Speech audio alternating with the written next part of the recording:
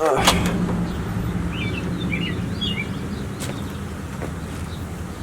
did it. I spent the night at the oldest continuously operating motel on Route 66. Dang, I could have spent 3 nights in there. Welcome to Cuba, Missouri, home of the historic Wagon Wheel Motel. This place has been around a long time. It started in 1936 as a small gas station and a cafe. The Wagon Wheel Cafe, I believe. But it didn't just stay that way for long. Soon, 200 feet back from the road, they built 3 Tudor Revival style stone cottage-like buildings to house guests. and they've been here continually sheltering traveling motorists like myself since 1938. Think of that. That's about 80 years of service. Originally, there were 10 rooms and a few garages to park your car right inside. But as you can see, like many other places, they figured out that they could brick in the garages and expand the place. Check it out. My room was number 23. Look at this building. Isn't it beautiful? Look at the craftsmanship that went into building that. 80 years. I guess I should have been a little worried about ghosts in here, but I was okay. Check it out. There's a table and chairs. That was the door to the original garage, which is now an itty bitty little room. Microwave and fridge, my favorite thing ever to find in a hotel. Nice sink, mirror, and look at this. The old gas heater. A very comfortable bed. And boy howdy, what a beautiful view. Look at this metal thing is covering the hole where the old stove would have gone into the chimney. They don't use the old gas heater anymore. They have a modern heater up here. Ooh, modern. And best of all, check out the bathroom. Look at this shower. Have you ever seen a shower like this? There are 6 shower heads on this box, plus the thingy and the other thingy. And look how tall. My head actually fits underneath it, like a person. Dude, you can have quite the water party in here. Look at that.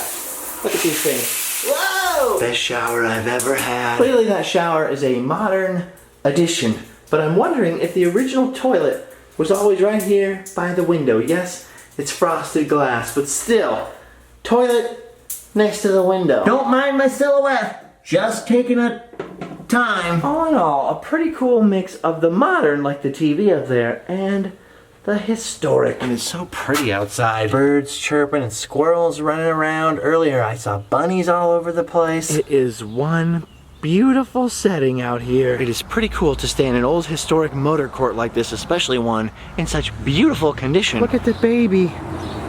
Look at the baby bunny right there. A baby bunny. Anyway, the 1938 cottages are amazing. But by far the most iconic part of the wagon wheel is this epic neon sign added in 1947. What's weird about this one is it's built so you can only really see it from one side. I admit to you that in the daytime it doesn't really look like much. But at night, this thing is totally mesmerizing. Look! This place is legendary, and the newest owner, Connie Eccles, has done a heck of a job sprucing the joint up. You know, it's weird. Wagon Wheel Motel? Pretty similar to the Wheelwell Motel in the movie Cars, no? Just an observation. Well, the oldest continuously operating motel on Route 66. Would stay again. Oh, I love when places have this out in front. Look at that. The cafe now is a gift shop. And you can't actually buy gas here anymore. But you can buy a book inside all about the history of this place, including how they restored it. Which is pretty awesome. Look at this. Look at the pit here under this Chevy. Oh, they could still give you an oil change. They won't, but they could. I think an oil change might be the least of this guy's problems, though. Ooh, a little bit of rust. Okay, time for me to pack up and go. Goodbye, Wagon Wheel Cottage. I was so comfortable in you. Goodbye, fun shower. Goodbye, old gas heater. I'm gonna be really sad turning in this key. I'm okay.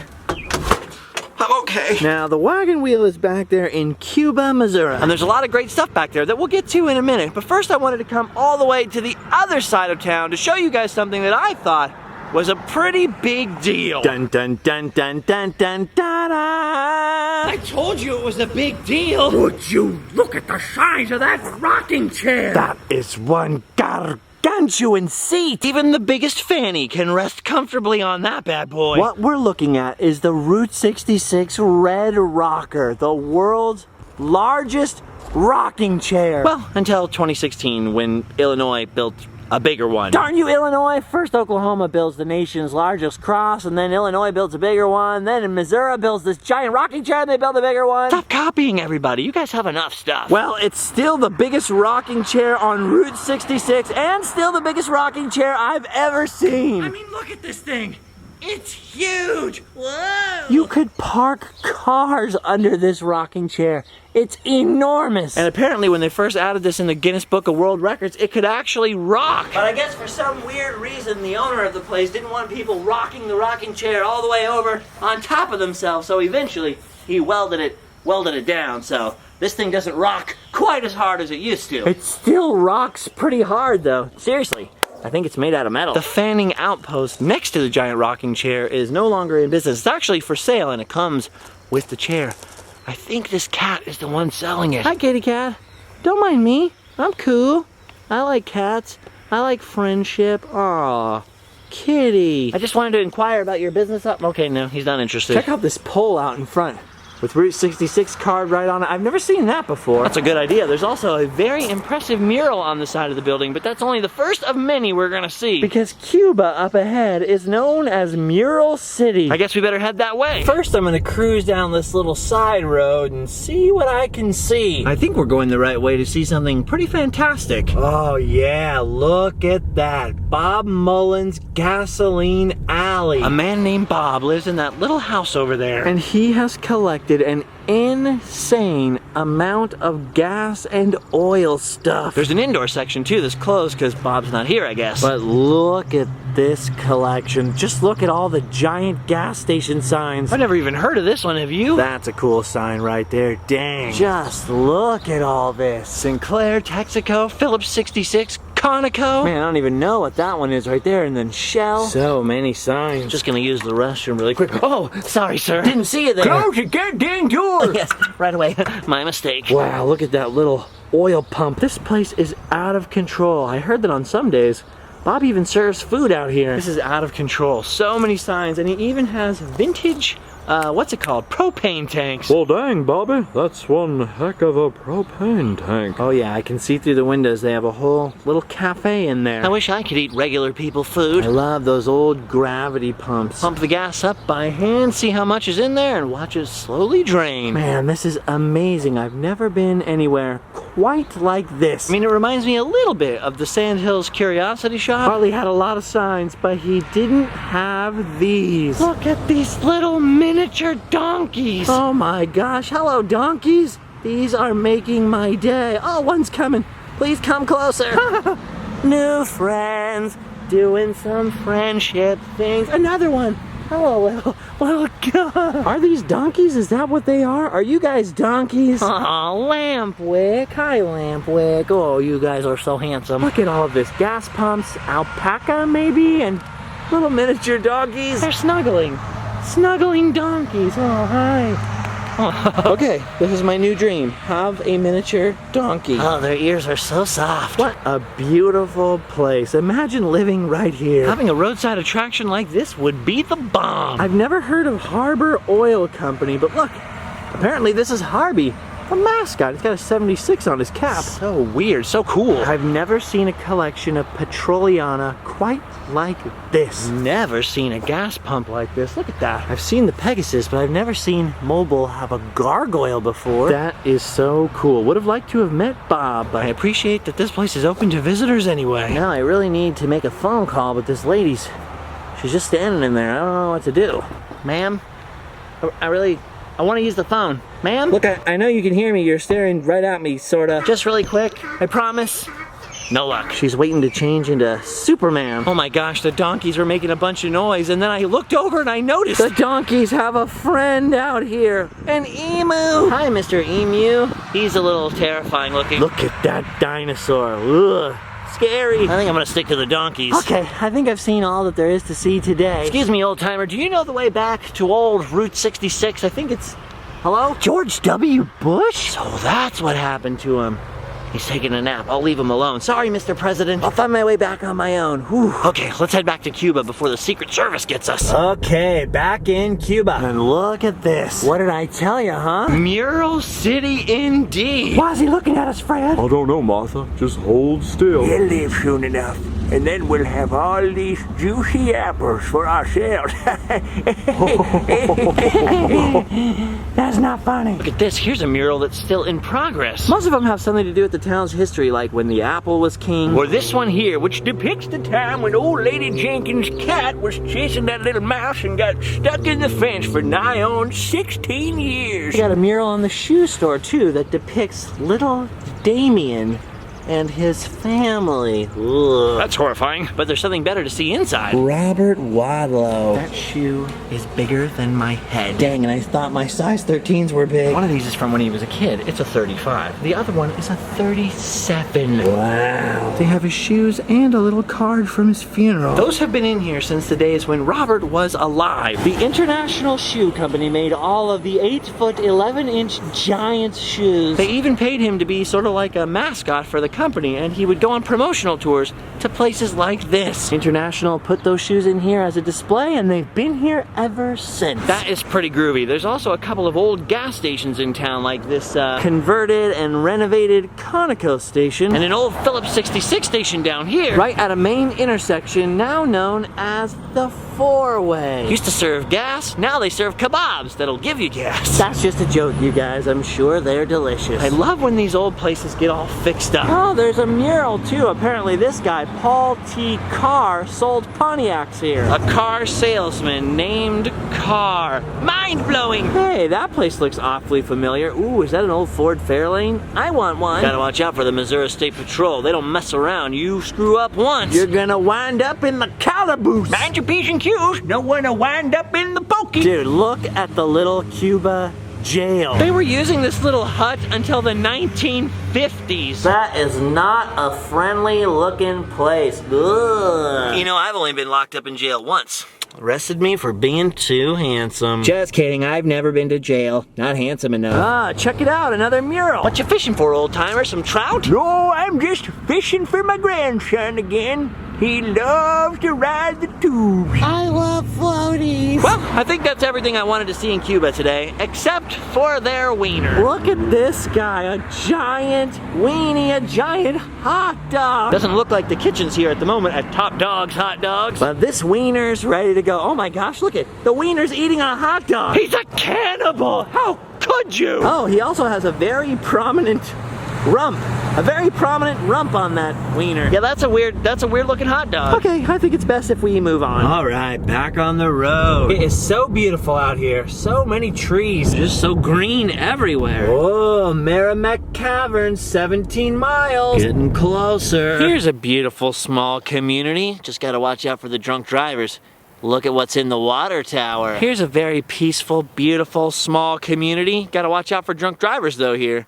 Cause look what's in the water tower. Dang, they really like their whiskey here. Whoa, look at this a little further on down the highway. Check that out. I don't know if you know this, but that's a big gun. Look at the size of that firearm. Dang. Or should I say, bang. That's how you know you're not in California. Welcome to Stanton, Missouri. This is the turnoff from Route 66 to one of the oldest tourist attractions in the book, Meramec Caverns. And look at this old motel. Almost looks a little bit streamlined, modern, maybe Art Deco style. At least this portion of the building does. There does seem to be an older portion, however, all boarded up now. But it's for sale if you're looking for a business opportunity. Look at this sign next door. It's the Antique Toy Museum, and I just had my heart broken when I found out the museum is closed forever. Now that it's closed, I'd really like to buy this sign from the top of this bigger sign. Only problem is, there's no one to buy it from. Well, I'm not gonna get to see the inside of the toy museum. Luckily, there is another museum open next door. Back in the 1940s, the general manager of Meramec Caverns' big cave nearby befriended an old man named J. Frank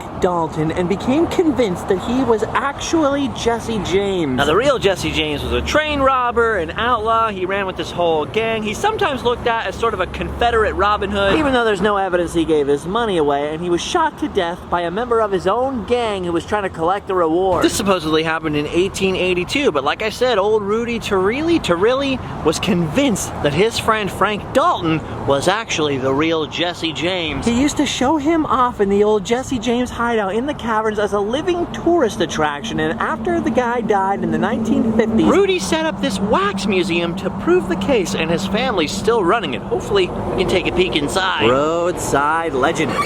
Well, it turns out that there's actually no photography allowed inside the museum proper, and I gotta tell you, this is one old school tourist trap style attraction, so I'm gonna respect their wishes. They did suggest, however, that I could buy some postcards from in there and show you those. These should give you a pretty good idea of what you're dealing with on the inside of the Jesse James Wax Museum. These are mainly pretty much all the wax figures in there. There's not actually that many wax figures. It's more about the video they show you, and of course Rudy Turilli's book contains pretty much all the information in the museum. I Knew Jesse James. Pretty compelling. People who knew Jesse, including his cook, swore up and down that J. Frank Dalton was Jesse James. A big part of the argument is that he had the same ears. I don't know. The ears. Did Jesse James fake his own death and live to be 102? 1990s DNA evidence says no, but you gotta come here for yourself and be the judge. If you like old-timey tourist attractions, definitely pop in here. Speaking of tourist attractions, this is the world-famous Meramec Caverns. They're cleaning up out here from a lot of flood damage. As you can see, the river came up in here very, very high. It actually nearly destroyed their hotel that's just over there. But the cave is open. Legend says that the caves here were a hideout for Jesse James himself. That's pretty cool, but you know what else is cool about Meramec Caverns that we can prove? Is that this parking lot right here is the birthplace of the bumper sticker. The story goes that Lester B. Dill, cave operator, would come outside while guests were exploring the cave and at first would tie a little Meramec Caverns sign onto people's bumpers. Eventually, he created the actual bumper sticker we know and love today to make his job a little easier. And they'd come out here and just stick them on all the visitors' cars. The birthplace of an American institution, right here. Pretty cool. Now let's go see if we can see the cave. Whoa, holy cow. Wow, I can't wait for my tour. Look at the size of that cave. This is the home of old Creepy Pete. Whoa, hey there, Pete. Who's really creepy? Pete or us for peeping on Pete? Hey. He's moonshining. He's making hooch in there. This room got its name in 1895, and back in those days they had a big wooden dance floor down here. They used to string lanterns all around the cavern to lighten it up. Down here, square dances, community picnics, things like that. I want a picnic. Look at Abraham Lincoln shadow. Weird. High school kids wanted to build a pendulum. Well, ours really doesn't work very well. To be a good pendulum and work properly, you need a 1,000-pound ball on it. These kids can only come up with a 200-pound ball, so ours will stop eventually. But if it had the right weight, it would work off the momentum of the earth. It's broken. Oh, sweet. Cavey. Ghost. This is only slightly terrifying the darker the cave gets. It's fine being in here with humans, but I would not want to be alone in here. Hey, the James brothers. He was saying that they found serial numbers on a strongbox found here that supposedly line right up with a Jesse James train robbery. Holy cow, look at the underground river. Wow. That is amazing. That's the way they believe Jesse James escaped, following the underground river. Oh wow, there's water dripping on me now. That is an amazing sight. I've been in a few caves, but I've never been in a cave this epic before. Oh wow, look at that. Stalactites. Because the limestone's porous, but that's enough moisture to pass through to form these little soda straws hanging down. Look at the size of this freaking place. Who turned out the lights? They just said they filmed part of the 1972 Tom Sawyer in this part of the cave. And over here, an episode of Lassie. That's awesome. Lassie was in here. I forgot about Lassie. Remember Flipper? Gotta watch your head in some of these parts. Don't leave me, group. I'm used to flying solo, but I don't want to fly solo in there. Wow, there's more than 20 miles of tunnels in these caves. Imagine being lost in here and wandering for 20 miles. You would die. Well, maybe you wouldn't die.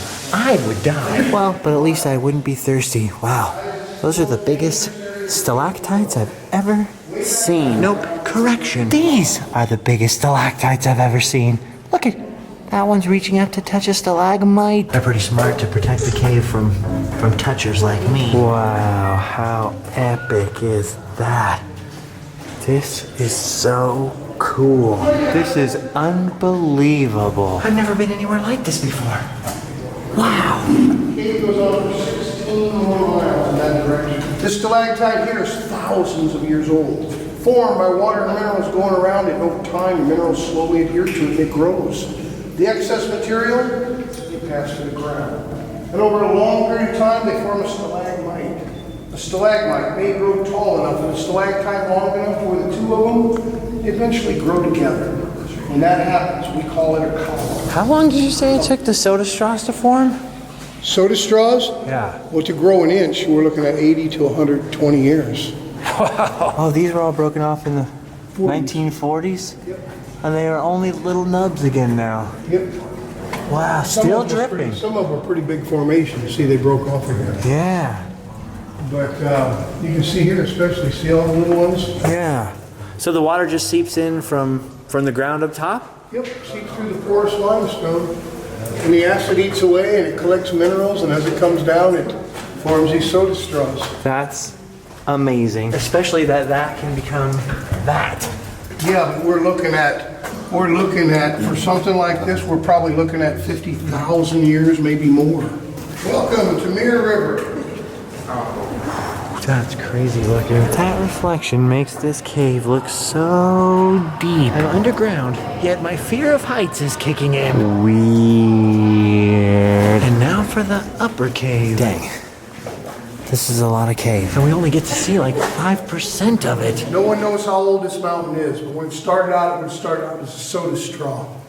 Grew to a stalactite, stalagmite, they grew together. There were a bunch of these going on at the same time, but over time they all managed to grow together to form this one big stalagmite. Look at this cave. Echo Road! Oh! Scared me a little there. Ooh. Ah. Colorful and echoey. The perfect combination. Once the water gets a foothold, the acid never stops eating away and the pockets get deeper and wider. Eventually they'll grow large enough, we call them a rimstone dam. In the bottom of a rimstone dam are little balls and bumps, and those are called botryoids. They're formed by the acid in the water eating away at the minerals. You'll see it over here on this pop. It's about as strong as soda pop. So we're talking a lot of time.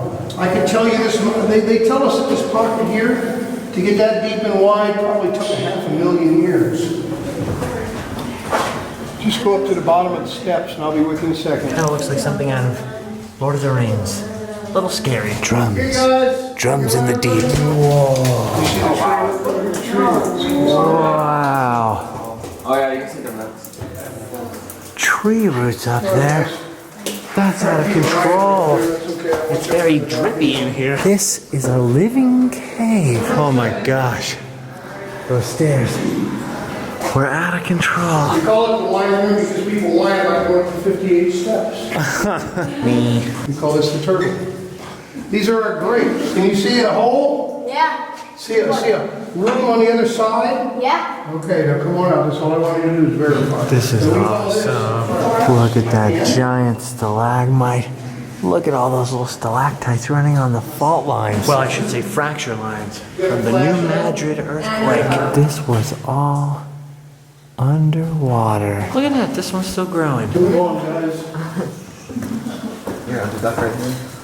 Hold it. Don't go no further. I got something I want to show you. And you can see that this room existed because of this little opening. Y'all see him up there? What, the blue one? In case you don't, there's this face with all the hair and the beard. There's the buttons under the beard. There's his two knees poking out. This is epic and mind-blowing. In to the theater. At one time, this was a free-flowing waterfall. 75 feet tall from the top to the bottom. It spans 48 feet. We have a natural dressing room in the lower right-hand side. We have a natural entrance from the back of the stage to the front of the stage right here. In 1946, the famous opera star Kate Smith stood right there. She sang to a packed house of Missouri legislators, "God Bless America." Our orchestra pit, there's a hole down here where all this water for millions of years that came off of here went right down that drain hole, but I don't know where it goes. Upper balcony up here, a chandelier over here, another chandelier over here. Now there's a lower section of the cave that goes up underneath the wine room and beyond. That's down over this side.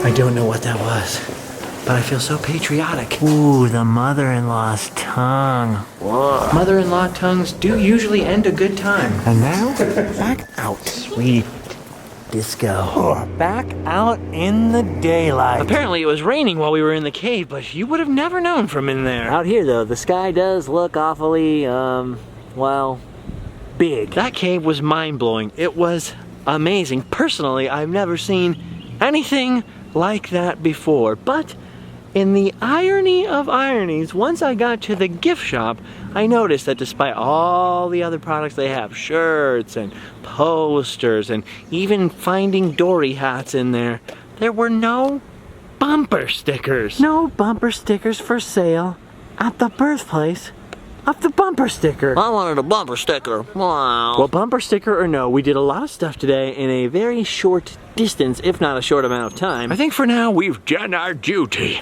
If you check the links down below, you'll have done yours too, And then you can row home and sleep well.